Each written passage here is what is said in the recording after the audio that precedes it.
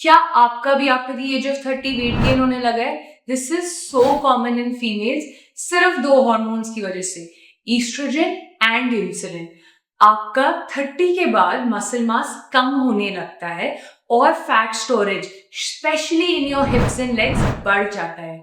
30 के बाद job stress, family, ये भी इतना बढ़ जाता है, इस वजह से भी वेट गेन होता है। 4 सिंपल तरीके जिससे आप अपने वेट को मेंटेन कर सकते हैं after the age of 30। Strength training करें at least 2 to 3 times a week. आप अच्छे से खाना खाएं, a healthy nutritious diet.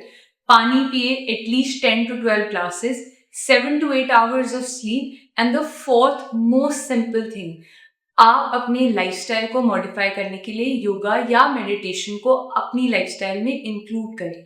Please eat a high protein diet, इसी से मसल मास बढ़ेगा और फैट कम होगा।